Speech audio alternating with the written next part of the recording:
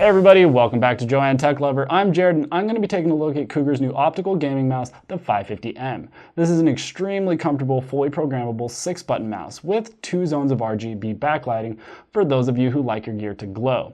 Let's go ahead and take a closer look at these and all the other features Cougar's packed into this solid little package. There's not too much in the box. You get a paper owner's manual. I know some of you appreciate having a tangible manual. You also get this cool Cougar sticker set. I think this one's going to find its way onto my street bike helmet. And of course you get the mouse itself, which has this braided cable and gold-plated USB. First thing first, we are looking at the iron gray edition, which of course features this iron gray colored top plate. But this model is also available in metallic blue, which would obviously sport a metallic blue top plate. As far as I can tell, all other pieces are the same color on both versions. As far as specs are concerned, this mouse is not wanting. It has a resolution of up to 6400 dpi, a polling rate of 1000 Hz, maximum tracking speed of 200 IPS, maximum acceleration of 50 Gs, Omron gaming micro switches, and of course the incredibly accurate and ultra precise SDNS optical gaming sensor. Looking at the dimensions, the mouse has a length of 135 millimeters or 5.3 inches, a width of 70 millimeters or 2.8 inches, and a height of 45 millimeters or 1.8 inches, with a weight of about 120 grams, which I find to be about my sweet spot for mice. Now let's go ahead and take a look at the layout of the mouse. Starting with the rear, you'll see of course some Cougar branding, as well as this metallic orange piece that borders the largest of the 2 RGB backlit zones. From the top, you see a pretty standard layout for a 6-button mouse, left and right click with the scroll wheel in between. You also get some more of that metallic orange accent. I do want to say that I really enjoyed this scroll wheel. Its larger diameter and soft tactile feel to the scroll provided a very accurate and very comfortable feel. And it's rubberized, which I really like. And below the scroll wheel is the DPI level selection button. This of course allows you to toggle through the 3 various DPI settings. The mouse comes with factory settings of 800, 1600, and 3200, but you can set these to whatever you'd like. I do like that this button has an action like a trigger rather than a standard button. It had a very natural and intuitive feel to it. On the left side of the mouse you'll find your last 2 buttons. I like how large these buttons are. It made it very easy to distinguish between the 2 buttons, minimizing misclicks. From here you can also see the second RGB backlit zone as well.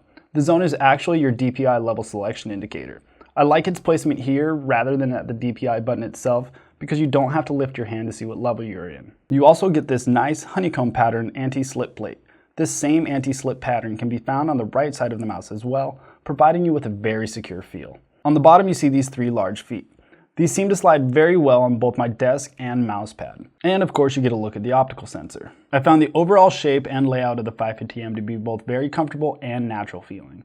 It is worth noting, however, that this mouse, like so many others, was ergonomically designed for right-handed users only. Sorry lefties. As for programming, you're going to have to get Cougar's UIX system software. This is available from cougargaming.com under the UIX system software tab. I also went ahead and put a link to the page in the description. Once you have the software downloaded, the program interface is pretty user-friendly.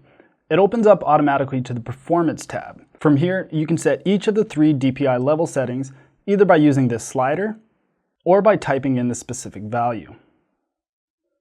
There is even a 4th DPI sniper setting if you assign a button to sniper mode. You're also given the option to select independent X and Y access resolutions if you need that option. From this tab, you can also adjust the mouse's polling rate, lift height sensitivity, double click speed, scroll speed, as well as toggle angle snapping. Just remember that you have to hit apply after making any changes for the changes to take effect. Moving on to the key assignment tab.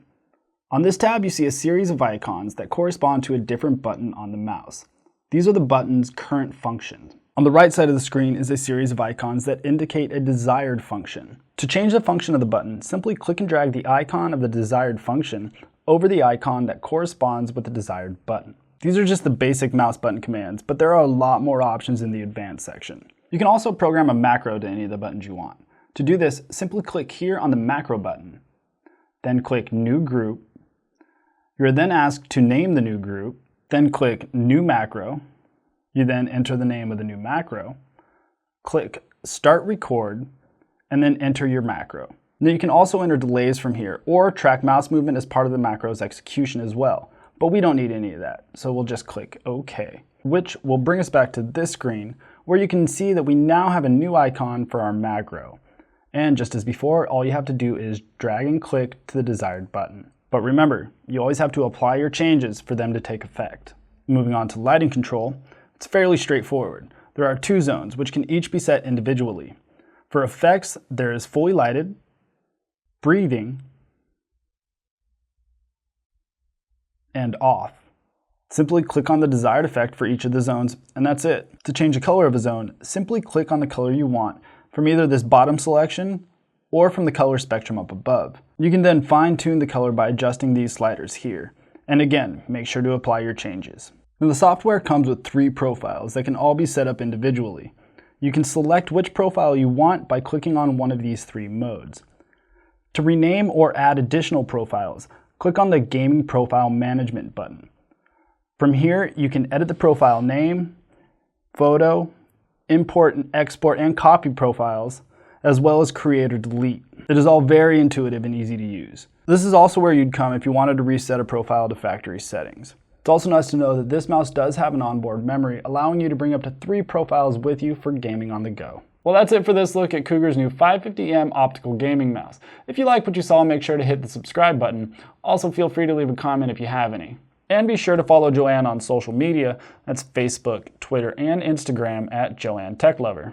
And don't forget about that donate button to help keep more product overviews coming your way. Be sure to check out the other JTL channels. That's JTL Lifestyle for everyday gadgets and JTL Cuteness Overload for an injection of happiness into your everyday. And of course, if you guys want to see a little bit more of Joanne, go ahead and stop by her StoreNV.com store where you can get her 8.5 by 11 inch autograph prints.